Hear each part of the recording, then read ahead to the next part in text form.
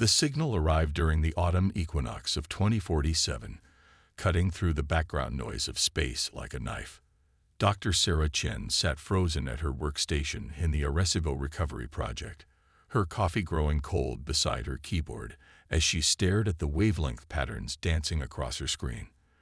After 15 years of scanning the stars for signs of intelligent life, she had found something that defied natural explanation.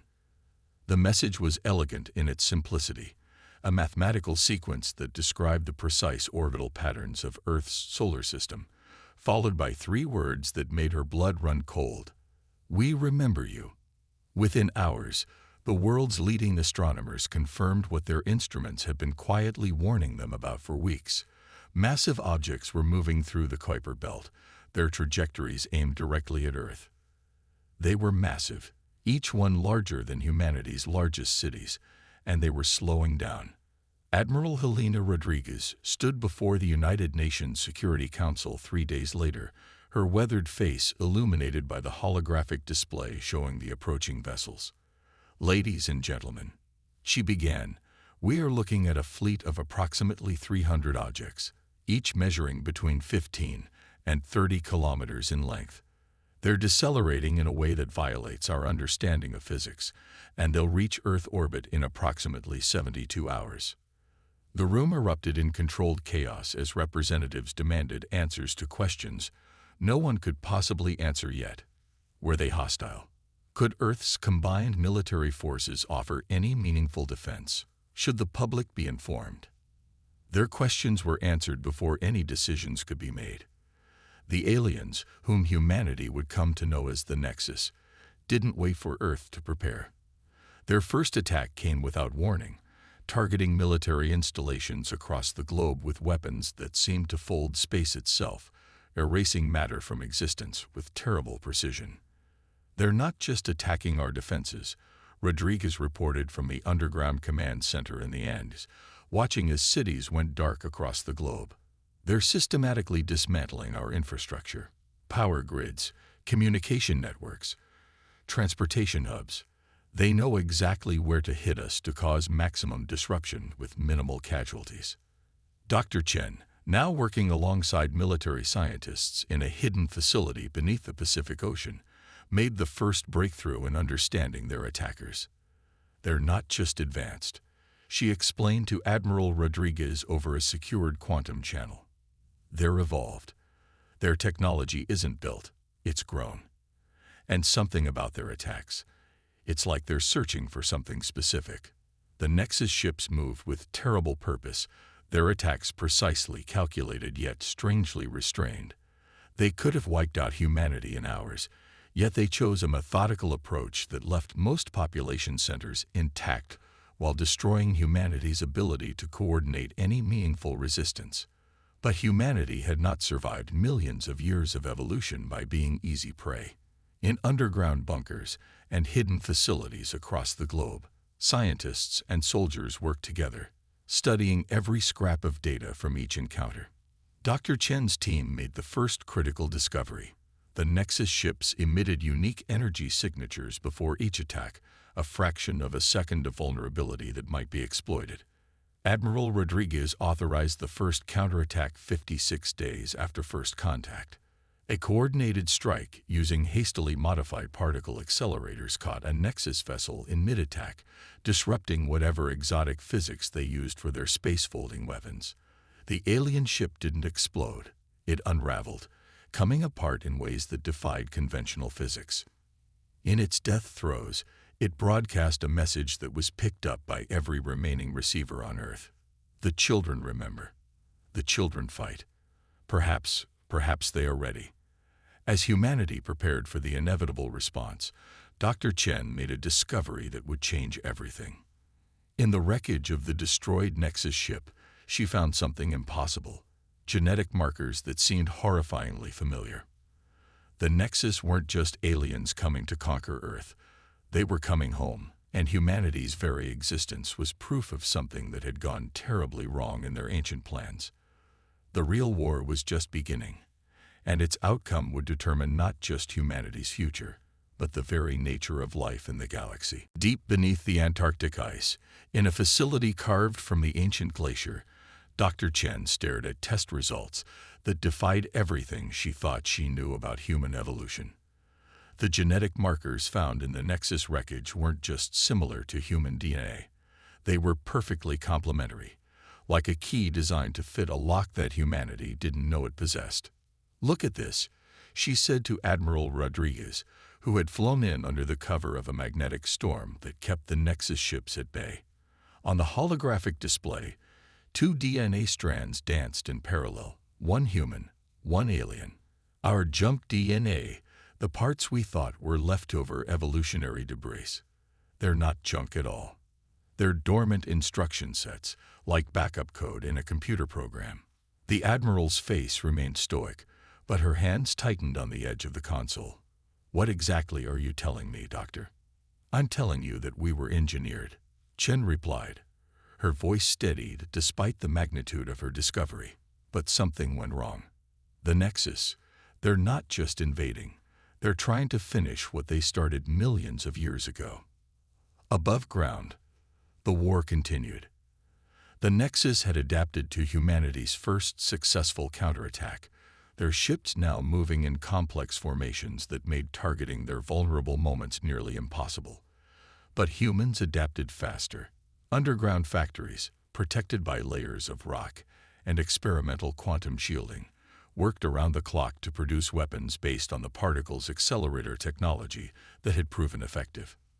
Major David Okoro led the defense of Lagos, using the city's vast underground tunnel network to stage hit-and-run attacks on Nexus ground forces.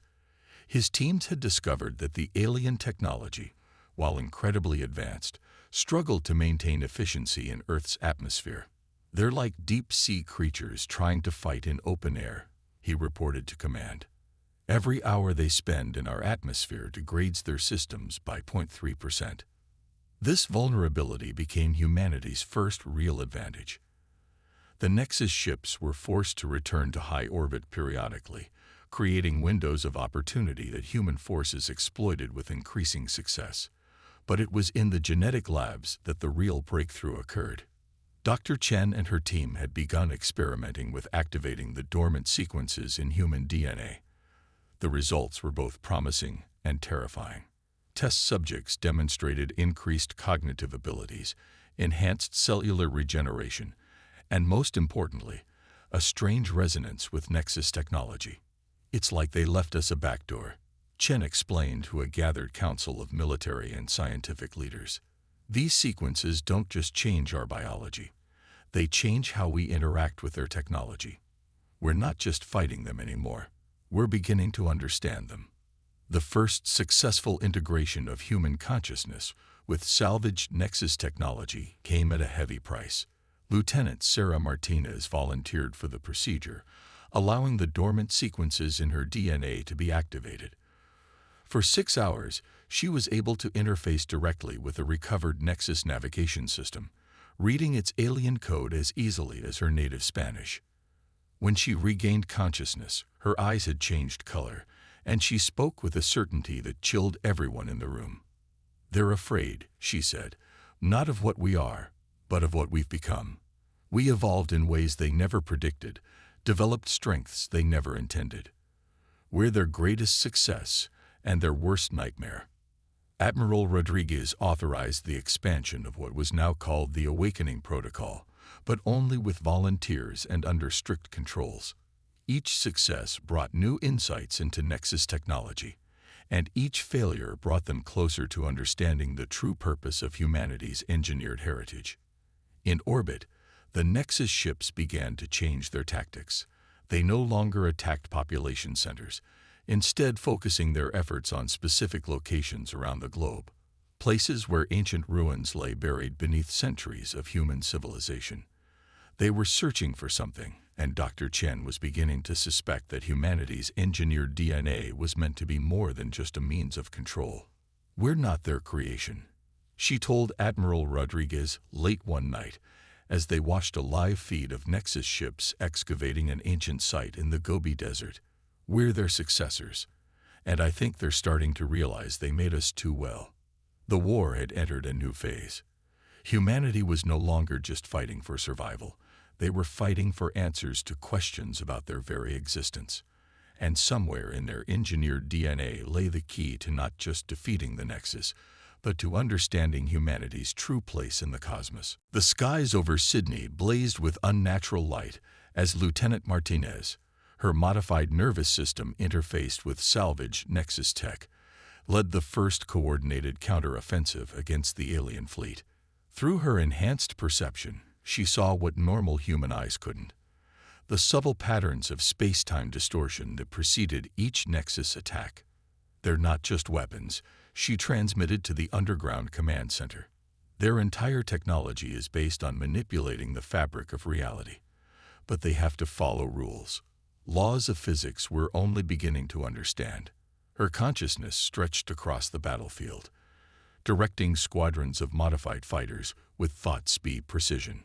Admiral Rodriguez watched the battle unfold through a dozen holographic displays, each showing a different aspect of humanity's first major offensive. "Status on the atmospheric degradation?" she asked. 30% reduction in Nexus ship efficiency, Major Okoro reported from his position in Lagos. The new electromagnetic pulse patterns are accelerating the effect. They can't stay in our atmosphere for more than 4 hours now. The battle for Sydney marked a turning point. For the first time, humanity wasn't just surviving. They were winning. The Awakening Protocol had produced 200 volunteers like Martinez, their enhanced genetics allowing them to interface with and counter Nexus technology. But it was Dr. Chen's latest discovery that truly changed the game. In her Antarctic lab, she had finally decoded the purpose of a recurring pattern in human junk DNA. It's not just about controlling their technology, she explained to a global council of leaders. These sequences were designed to allow us to evolve beyond their limitations. We're not just their creation. We're their attempt to break free from their own evolutionary dead end. The Nexus, it seemed, had reached the limits of their biological and technological advancement. Their solution was to create a new species, humanity, with the potential to evolve in ways they couldn't predict or control. But something had gone wrong, or perhaps right, in ways they never anticipated. Major Okoro's forces in Lagos proved this theory in dramatic fashion. During a pitched battle in the city's harbor, his troops demonstrated an ability that shocked both sides. Under extreme stress, some soldiers began manifesting abilities that mimicked Nexus technology. Short-range telekinesis, enhanced perception of space-time distortions, even limited ability to predict immediate future events. "It's not supernatural," Dr. Chen insisted, reviewing the battle data. "These abilities were always within our genetic potential. The Nexus designed us to be able to manipulate the same fundamental forces they use in their technology, but through biological means rather than technological ones."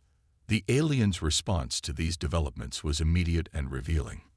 Their attacks became more desperate, less coordinated. The methodical precision that marked their early assaults gave way to increasingly erratic behavior. They were afraid, not of humanity's weapons, but of what humanity was becoming. Lieutenant Martinez led a daring raid on a Nexus command ship, her enhanced consciousness piercing their defenses long enough to extract crucial data. The information she recovered confirmed their worst fears and greatest hopes. "They created us to find a solution," she reported from her recovery bed, her altered eyes glowing faintly in the dim light. "Their civilization is dying. They've reached an evolutionary and technological plateau. They can't break through. We were supposed to be their way forward, but they lost control of the experiment. When they detected our first faster-than-light experiments, they realized we were developing too fast, in ways they hadn't intended." Admiral Rodriguez stood at the window of the Antarctic facility, watching auroral lights dance across the sky, a side effect of the ongoing space battles above. "So this invasion isn't about conquest," she said. "It's about control. They're trying to put the genie back in the bottle." "They can't," Dr. Chen replied, bringing up displays showing the latest genetic data. "Humanity has already evolved beyond their ability to control. Every battle, every encounter with their technology is accelerating the process. The very weapons they're using against us are triggering the dormant potential in our DNA. In orbit, the Nexus fleet began a new pattern of movement. Their ships gathered around Earth's polar regions, concentrating their forces in ways that made no tactical sense. They were preparing for something big, something that had the enhanced humans like Martinez experiencing shared visions of an event that could either end the war or end everything. As humanity prepared for what felt like a final confrontation, Dr. Chen made one last, crucial discovery in the Antarctic ice. Deep beneath the glacier, in caverns that predated human civilization, she found evidence that this wasn't the first time the Nexus had come to Earth. And more importantly, it wasn't the first time humanity had fought back. The Antarctic caverns stretched deeper than any natural formation should allow, their crystalline walls etched with symbols that pulsed with faint bioluminescence. Dr. Chen led Admiral Rodriguez through the ancient hallways, their breath frosting in the sub-zero air despite their thermal suits. These structures, Chen explained, her voice filled with controlled excitement, are over 300,000 years old. But look at this. She gestured to a wall where familiar double helix patterns intertwined with mathematical equations that describe the fundamental forces of the universe. They were here before us, Rodriguez breathed, reaching out to touch the crystalline surface. The wall responded to her touch, patterns of light flowing from her fingertips like ripples in a pond. They were here, and they left this for us to find. Lieutenant Martinez joined them, her enhanced senses allowing her to perceive layers of information invisible to normal human eyes. "It's not just a record," she said, her altered eyes reflecting the dancing lights. "It's a warning. And a gift." The caverns told a story that rewrote human history. The Nexus hadn't just visited Earth once. They had been here many times, each visit separated by tens of thousands of years. Each time, they had modified the human genome, pushing our evolution in specific directions. But something unprecedented had happened. Humanity had begun to evolve on its own, in ways the Nexus hadn't predicted or intended. Major Okoro's teams, now spread across similar sites discovered around the globe, reported finding identical installations beneath the ice of Greenland, the sands of the Sahara, and the depths of the Pacific. "They're not random locations," he reported. "They form a network, a planetary grid of some kind." In her enhanced state, Martinez could see what the installations truly were. "They're not just records or laboratories," she explained to the gathered military and scientific leadership. "They're nodes in a planetary defense system." The Nexus didn't just experiment with our evolution. They were preparing us to inherit their legacy. Dr. Chen's analysis of the Antarctic installation revealed something even more startling. The Nexus themselves were not a natural species. They were the creation of an even older civilization, one that had faced its own evolutionary dead end billions of years ago. The pattern had repeated itself across cosmic time, civilizations reaching their limits, creating successors, and then facing the terrible choice of accepting their own obsolescence or trying to maintain control over their creations. "That's why they're here now," Chen explained, projecting a holographic model of human DNA alongside the ancient records. "We're not just evolving beyond their control, we're evolving beyond their understanding. The abilities we're developing, the way we're interfacing with their technology, we're becoming something they never imagined possible." The Nexus fleet's concentration around Earth's poles suddenly made terrible sense. They weren't preparing for a final attack. They were trying to access the ancient network before humanity could fully awaken it. But they had miscalculated again. During a global coordination meeting, Martinez and other enhanced humans reported experiencing shared visions, images of Earth as it had been hundreds of thousands of years ago when the Nexus first arrived. They saw how each intervention had been designed not just to advance human evolution, but to embed within our species the potential for something revolutionary. True biological transcendence. Admiral Rodriguez stood in the Antarctic Command Center, watching as Nexus ships engaged in increasingly desperate attempts to breach the planetary defense grid. They're not trying to stop us anymore, she realized. They're trying to prevent us from accessing something specific, something they're afraid of. Dr. Chen's team worked around the clock, correlating data from all known installations. The pattern that emerged was beautiful in its complexity and terrifying in its implications. The Nexus hadn't just been guiding human evolution. They had been following a blueprint left by their own creators, a grand design meant to break the cycle of creation and control. Every modification they made to our genome, Chen explained, wasn't just about making us more advanced. It was about making us more adaptable, more capable of true independence. But they didn't understand the full implications of what they were doing. They followed the instructions left by their creators without realizing they were making something that would surpass them both. As if in response to humanity's growing understanding, the ancient installations began to activate, responding to the presence of enhanced humans in ways they had never responded to the Nexus. The planetary grid hummed with power that had lain dormant for millennia, waiting for the right moment, the right combination of consciousness and capability. The final confrontation wouldn't be fought with weapons or technology. It would be decided by whether humanity could understand and accept its true heritage, not just as the next step in evolution, but as the culmination of a plan set in motion before our species even existed. Earth's atmosphere shimmered with aurora-like displays as the ancient planetary grid fully activated, responding to the collective consciousness of humanity's enhanced pioneers. Lieutenant Martinez stood in the Antarctic control chamber, her mind linked with hundreds of others like her across the globe, their combined awareness stretching into spaces between conventional reality. "They're coming," she announced, her altered eyes tracking distortions in space-time that normal instruments couldn't detect. "The entire Nexus fleet is converging on our position, but they're not preparing for an attack. They're trying to communicate." Admiral Rodriguez and Dr. Chen watched as the massive alien ships descended through the stratosphere, ignoring the damage Earth's atmosphere caused to their living technology. The Nexus had abandoned tactical consideration for something more urgent, necessity. "They're dying," Chen said, reading data streaming from multiple installations. "Not just their ships. Their entire species is reaching a critical point of biological and technological stagnation. That's why they came back now. They detected our first quantum experiments and realized we were approaching a threshold they never achieved." The Antarctic installation hummed with power as Martinez and her fellow enhanced humans established the first true communication with the Nexus consciousness. The exchange wasn't in words or images, but in pure information, flowing through channels encoded in human DNA eons ago.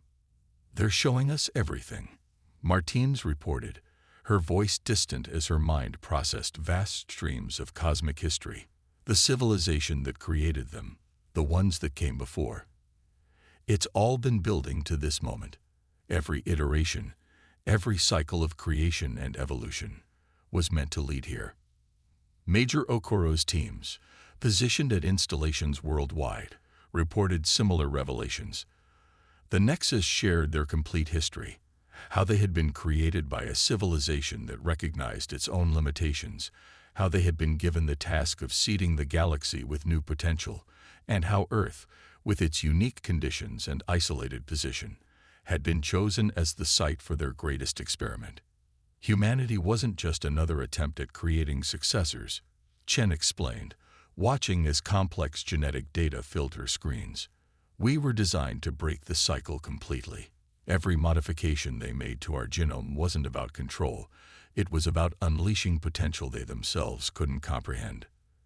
The Nexus ships formed a massive array above the Antarctic, their biological technology resonating with the planetary grid in ways that made the very fabric of reality fluctuate. Through the enhanced humans, they shared their final message. "A choice. They're offering us everything," Martinez said. "Their knowledge, their technology, their understanding of the cosmos. But they're also offering us something else, the freedom to refuse, to find our own way. It's a test, the final test. The choice itself is what matters. Admiral Rodriguez stood before the Global Emergency Council, her voice steady as she delivered the report that would determine humanity's future. The Nexus didn't come here to conquer us or control us. They came to see if we would do what they couldn't, break free from the limitations of our creators, and chart our own course in the universe. The decision, when it came, was quintessentially human. Through the network of enhanced consciousness, humanity delivered its response. They would accept the Nexus's knowledge, but not their guidance. They would learn from the past, but not be bound by it. The very independence that had terrified the Nexus was what made humanity the perfect success of their grand experiment. In that moment of choice, something unprecedented happened. The dormant sequences in human DNA, carefully engineered over hundreds of thousands of years, began to activate across the entire species, not just in the enhanced pioneers, but in every human on Earth. The change wasn't sudden or dramatic, but subtle and profound. The beginning of a true evolutionary leap. The Nexus ships began to dissolve, their biological technology breaking down not in destruction, but in transformation. They had completed their purpose, fulfilled the mission given to them by their long-vanished creators. As their consciousness faded, they transferred their final gift, the complete records of every civilization that had participated in the grand experiment of evolution. Dr. Chen found Martinez standing at the entrance to the Antarctic installation, watching as the aurora above shifted into colors human eyes had never seen before. "What do you see?" she asked the enhanced soldier. "Everything," Martinez replied, her transformed eyes reflecting possibilities that stretched beyond the boundaries of known space and time.